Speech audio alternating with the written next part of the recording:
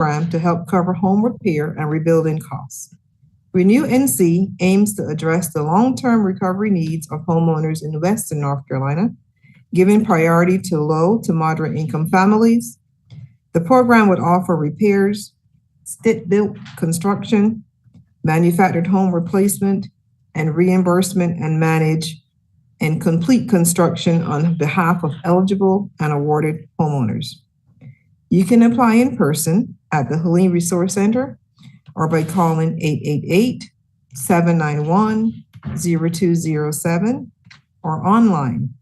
Again, we'll add the link to the chat. Applications for the 2025 Homeowner Grant Program are now open through September 30th. Qualified homeowners will have an opportunity to receive financial assistance for housing-related costs, such as property tax bills, mortgage, or homeowners insurance. You may qualify for up to $300 in unincorporated Buncombe County and up to $500 in the city of Asheville.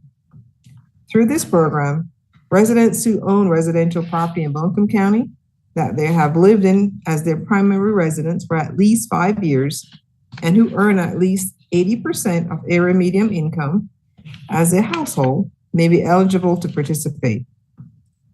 Visit our new website, buncombenc.gov/homeowner grants, or call 828-250-5500 to start the process. Phone support is available in any language. So if you received a grant last year, you do have to reapply. The Hazard Mitigation Grant Program is here to help make our community stronger and safer after Tropical Storm Helene. This program helps reduce the risk of future flooding or storm damage on your property.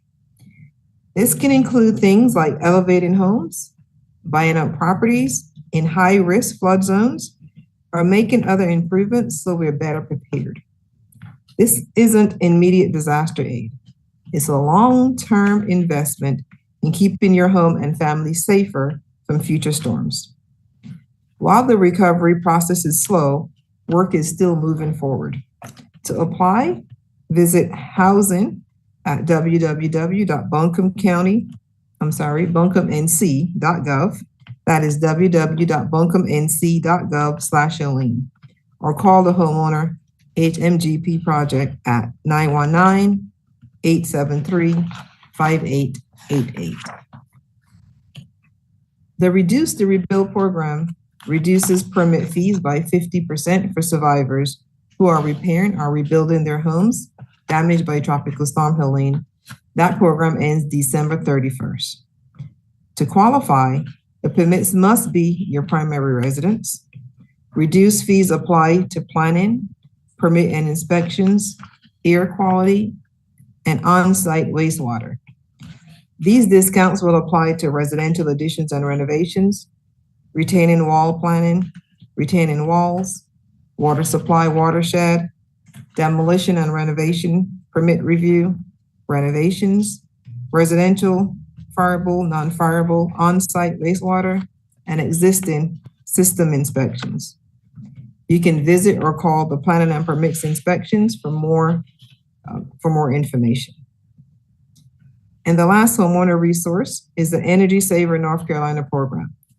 This is an energy rebate program from the North Carolina Department of Environmental Quality that helps cover the cost of making homes more energy efficient.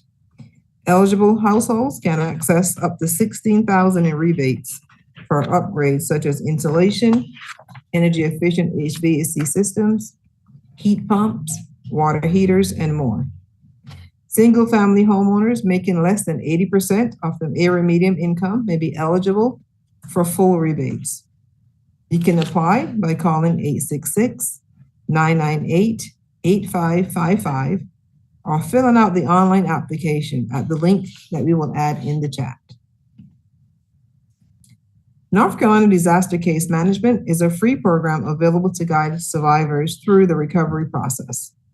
After you complete the initial needs survey, a local case manager will help you make a recovery plan that fits your needs, help you find available resources, and work through the challenges caused by the storm.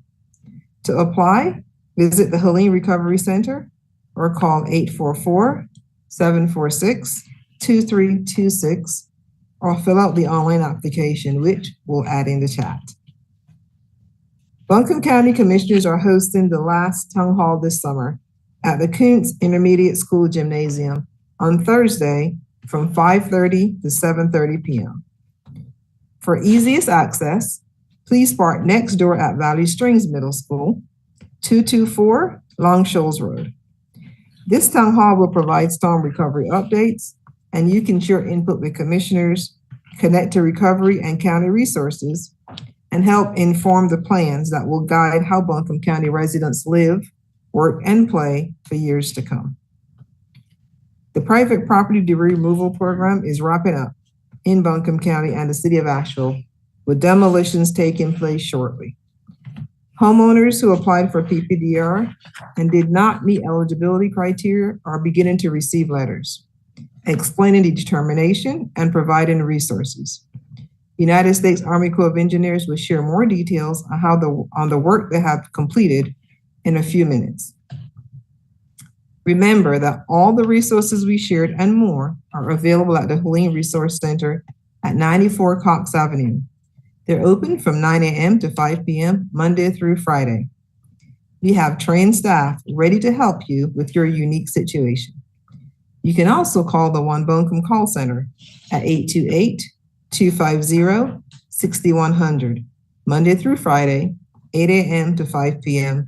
to get the help or information you need. Before we present our guest speakers, we want to remind you, as we head into peak hurricane and wildfire season, to sign up for BC Alerts by texting BC Alert to 99411 and follow our social media page. We will send you information, updates, and notifications straight to your phone or email. And now we'll hear from environmental educator Jennifer Knight.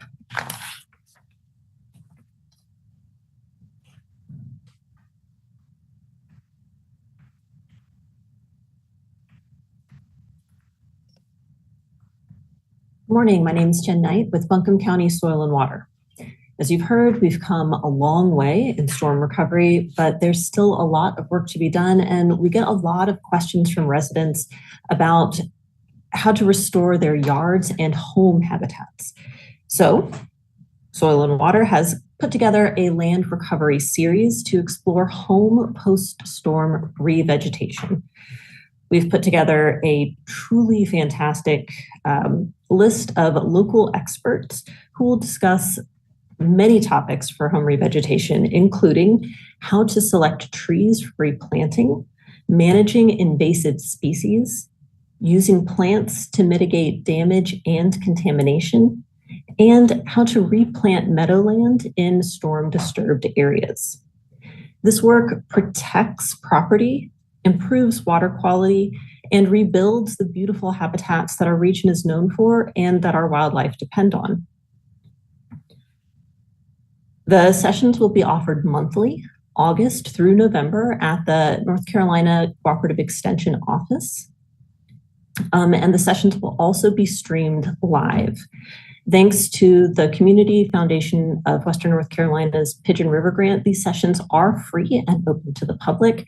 However, registration is required for in-person participation and space will be limited. So you can register online at buncombenc.gov/activities. We truly hope to see you there. I'm personally really excited about the experts that are going to share their wisdom with you. Thank you.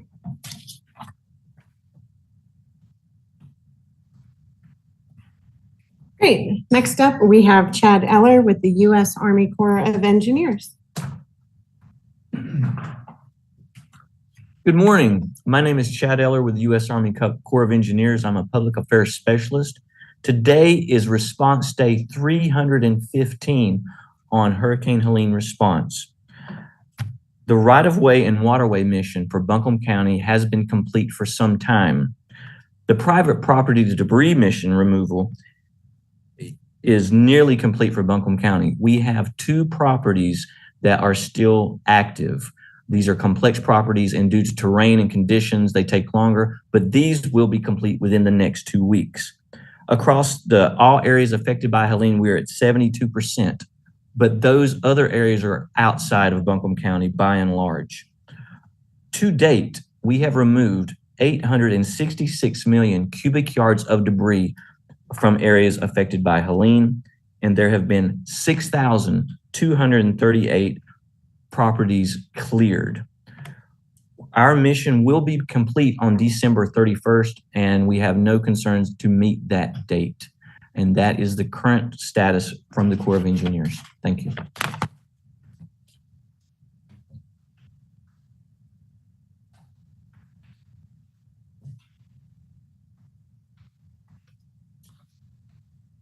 Great. Next, virtually, we have Imani Ustawi from Seek Healing, who's going to join us to share some of their resources.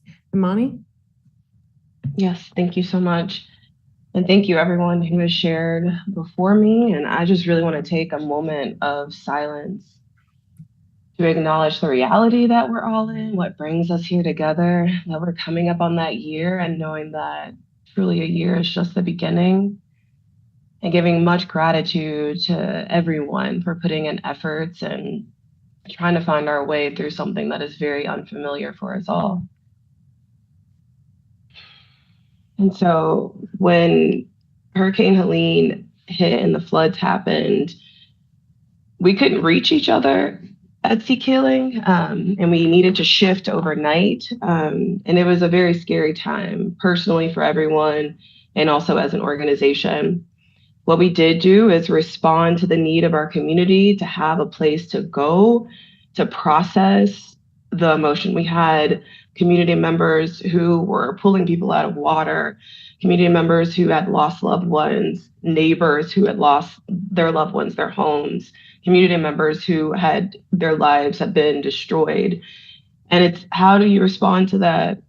All we knew was to come together and to listen like we had been doing and to create the environment for people to do that, even in an unfamiliar time.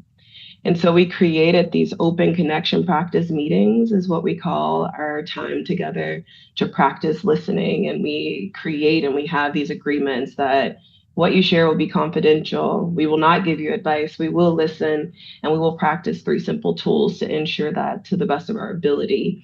And we saw people come in by the droves in those beginning meetings where you could just come in and out for about 5 to 6 hours on a few days a week at our Asheville location and our Haywood County location. We went out into the communities where people were coming in for food, for all of the partner resources that came in to support. We would just be there too, to listen to people. It still seems surreal, to be honest.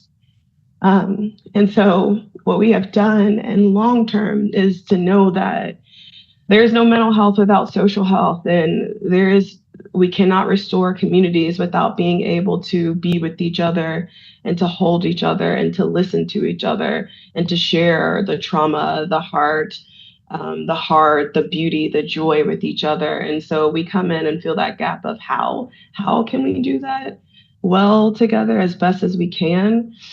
And so the long term of what we are offering to our community is trainings in that. And shout out to the community health workers in and around Buncombe County and Haywood County that have been doing this work and pouring in to these communities on an ongoing basis alongside us, alongside peer support specialists, and often from an empty cup. And so we're just wanting to be a haven for those folks and for additional community members to get training through our social health organization, through our social health facilitation training. And we have been giving grants through a couple organizations, CDP, Vital Strategies, to be able to have those seats available for those folks to come through. We have our next cohort coming up in September. We've also been able to overhaul our listening line, which is a warm line, a non-crisis line that you can call when you just need to be heard, when you just need to offload, where you just need to share that isn't going to be someone giving you advice or therapeutic in nature, except in the healing aspect of being listened to. And we're very grateful to VIA for being able to update that. The number for that, and I'll share all of these resources with Buncombe as well, is 828-547-4547. And that is operated by volunteers within the community that just want to be there on the other line to practice the tools of listening. We have a Spanish-speaking connection practice meeting that's going to be coming online because it isn't as safe as it was to just be out in public at buildings. You don't know what may happen when you go out as a Spanish-speaking human. And so we want to create some safety as well for people to be able to join us online in those connection practice meetings. You can find our schedule and all of these different events that we hold at seekhealing.org/calendar. And a big initiative that we're also doing is bringing in people who have training and facilitation to be able to come in through our community champion track, to be able to come in and just learn some of our social health techniques that isn't through our 12-week social health facilitation training. And so if you've gone through years and have had different aspects of facilitating and being community, we want to be able to support you with utilizing our tools of social health as well. And we're simply here. We're simply here to help and simply here to listen. And so please allow us to. And every year we do our overdose awareness day, memorial, and coming together. And that is a beautiful way to see all of our organizations within our local community coming together to support each other, to partner, to answer your questions, to give resources. And so I just always shout out the organizations that are always working with us: Asheville Poverty Initiative and 12 Baskets through API is always offering food, Operation Gateway, Moja. We're going to have some youth voices coming out, and we just really encourage the community to come out and be a part of that. Haywood Street congregation, if you need prayer, if you need just to be in community, please come on August 31st. And we have a flyer as well that we can share that information with you. But just so you have it at the top of your mind, the day is August 31st and the time is 12:30 to 5:30 at Carrier Park. And we're here in this with you as best as we can. So thank you. Thank you, Imani. And I think Imani's going to stay on in case any of our members of the media have questions at the conclusion of this. And then our final speaker for today is Asheville City Manager Deborah Campbell.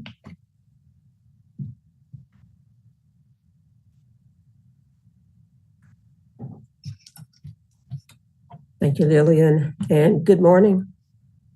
As was stated, my name is Deborah Campbell, and I serve as the City Manager of Asheville.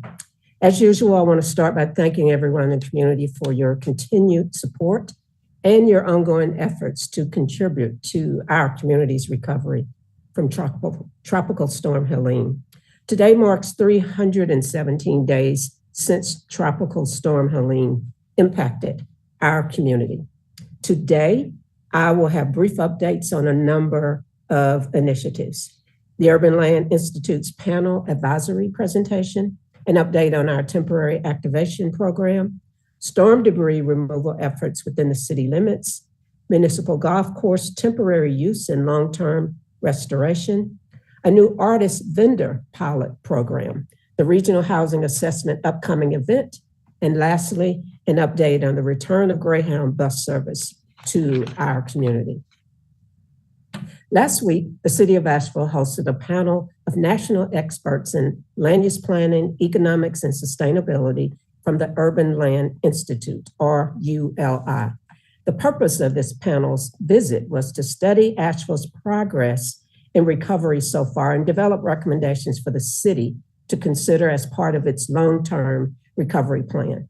The panelists were briefed by staff using information drawn from a variety of sources, including the public engagement that was conducted as part of the county's Envision Buncombe survey, the CDBG-DR action plan development, and the city's recovery priorities survey. Over the course of the week, panelists had the opportunity to meet with many members of the Asheville community who shared their unique perspectives and feedback on the impacts of Helene, as well as their hopes for the future.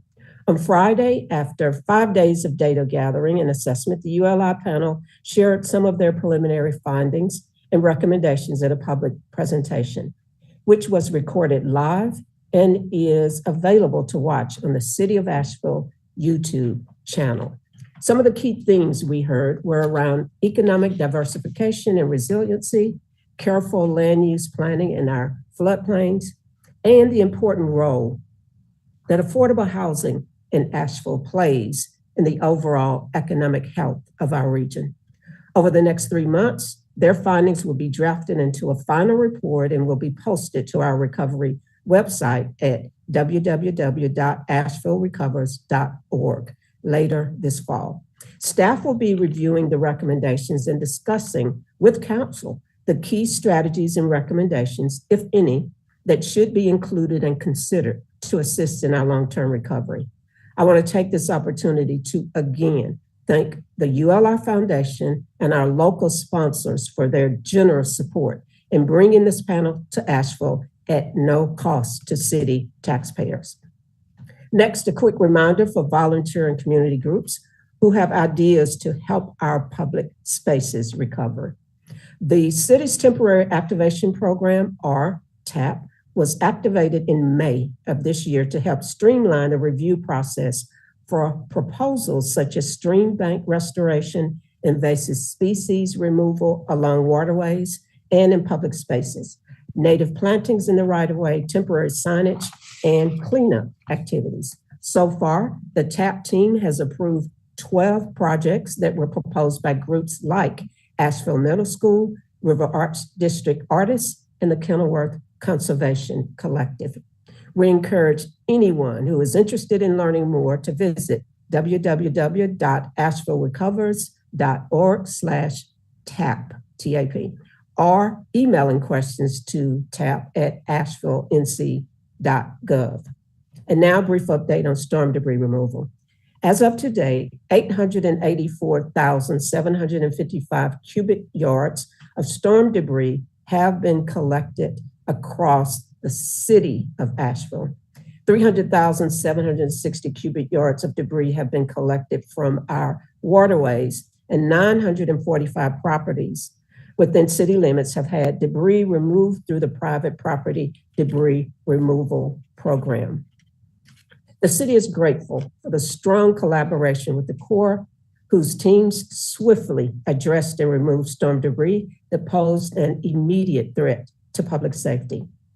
With their mission now almost complete for waterways and right-of-way within the city limits, the city will continue recovery efforts in partnership with state contractors and support a full cleanup of city parks and city property. At this time, state contractors are focusing work in the following areas: Richmond Hill Park, which began on June 26, and Riverside Cemetery, which began on July 22nd. State contractors completed debris removal along the Reed Creek Greenway on July 18th. As always, I want to thank our partners at the federal, state, and local level that have tirelessly helped us clean up our city. And now an update on our treasured municipal golf course. The city has reached another milestone in infrastructure recovery by awarding a contract to design the restoration of the municipal golf course to Biohabitat of North Carolina. As a unique and historic public asset, the municipal golf course will largely be restored to its pre-storm state. However, this project will go a step further, integrating the city's commitment to a coordinated and resilient rebuilding strategy. The project will honor the course's historic architecture and enhance its resilience by integrating ecological and engineering strategies. In the meantime, the back 9 holes are open for regular play, and the front 9 holes have been transformed into a championship-length 18-hole temporary disc golf course, now open for paid tee time reservations and walk-ins. The municipal golf course is just the first of several larger storm recovery projects underway. In August, City Council will consider approval of a design team for the French Broad Riverfront Parks Recovery Project, followed by the Azalea Parks and Infrastructure Recovery Project in September. More information on this project can be found by visiting www.publicinput.com/Muni Golf Restoration. And now I'll provide an update on a new artist vendor pilot program. The City of Asheville is kicking off an artist vending pilot program this month at the vacant property located at 68 Haywood Street. We're partnering with local artists and entrepreneurs. Our entrepreneur, Andrew Montree of Muddy Knees Design. Andrew has produced Asheville Art in the Park, Impact Square for over 10 years. Outdoor vending opportunities will align with indoor events happening at Harris Cherokee Center, Asheville, tapping into the high foot traffic those events bring. Just across the street from the center, the 68 Haywood location sees a steady flow of pedestrians during event weekends, making it an excellent spot for pop-up vendors. Registration is only $50 per day with a guarantee that artists sell at least $50 or they get the next vending date for free. This program has come together in part thanks to the TAP program that I mentioned earlier, which is approving a volunteer-led project to temporarily move the chain link fence 15 feet from the sidewalk. This adjustment will allow for vending spaces to be located along the edge of the property, making it more accessible and inviting for guests and vendors during the pilot project.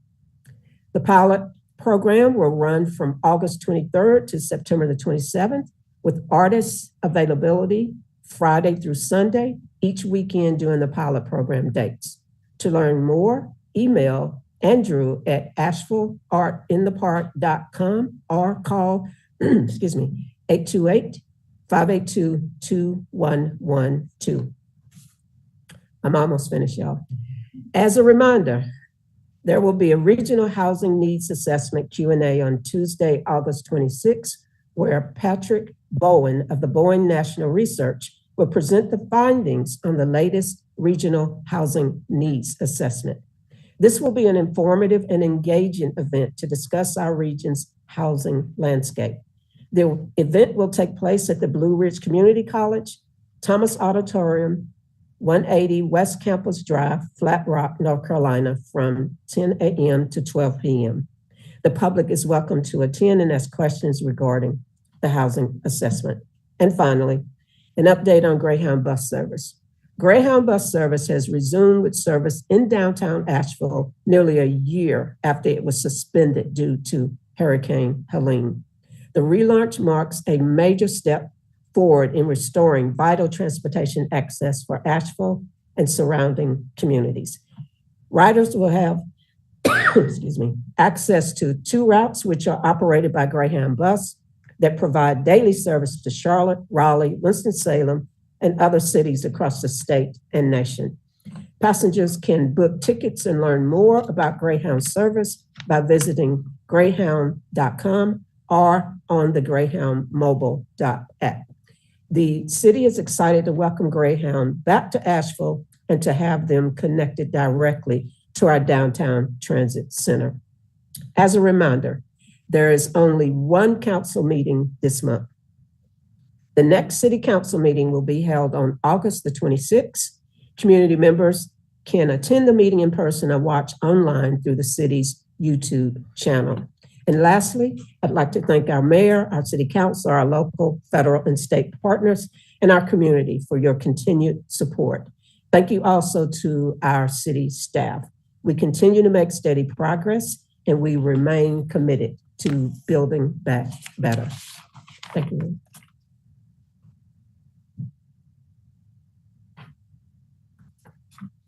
Thank you. And before we turn it over to the media for questions, I do want to give an update.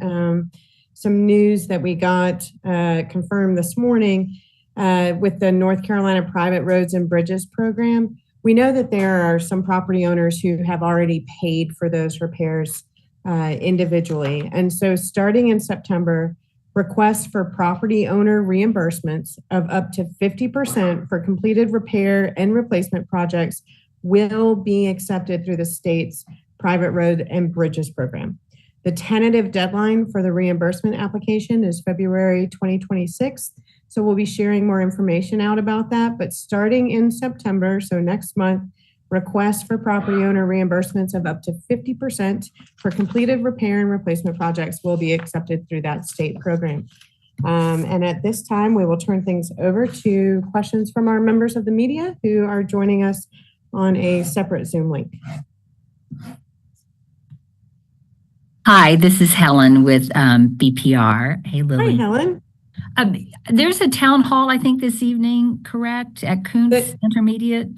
The town hall is on Thursday. Oh, I'm sorry, not today, Thursday. That's what I meant. Thursday. Yep. Can you just give some more details about who you hope will come and what will be covered during that one? Yeah, so at the town hall, we'll have resources available, resource tables for folks to come in. FCC Environmental will be there. So if people need to talk about their trash and recycling pickup, they can do that. We have several programs like Soil and Water will be there to talk to homeowners about what Jen just shared about and how to restore those properties. We also have our Justice Services programs. We have a number of different county programs who will be there to help. Then at the same time, we have Renew NC to talk about how they can help those homeowners whose properties were destroyed. And then one of the really great resources that we have had attending and available is PISGA Legal and Legal Aid of NC. So to talk about, what resources are available to help people as they appeal with FEMA, as they appeal, they work with their insurance companies, all of those sorts of things. And then we also have North Carolina Medicaid Ombudsman there as well. Cool. Yeah. And that is the last one. Is that correct?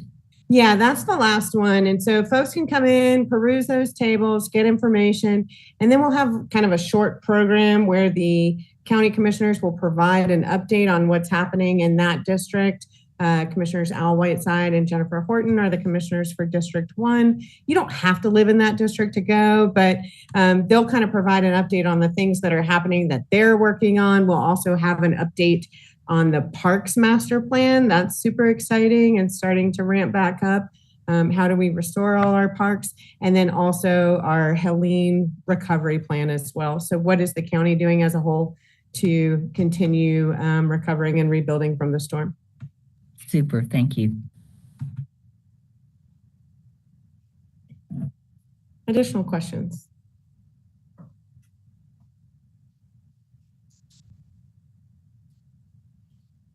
So Helen teed me up. I do want to remind everyone that we'll see you tomorrow at the District 1 Town Hall at Kuntz Intermediate School. Park next door for the easiest access to that gymnasium where the event will take place. 5:30 to 7:30 p.m. Drop in any time. Of course, it is hurricane season. We are starting to see systems develop. So stay informed about what's happening at buncombenc.gov/Helene. Our One Buncombe call center is always available 8 a.m. to 5 p.m. Monday through Friday, 828-250-6100. Thank you so much for being here with us today. We will look forward to seeing you back here for our final briefing in September. Thank you.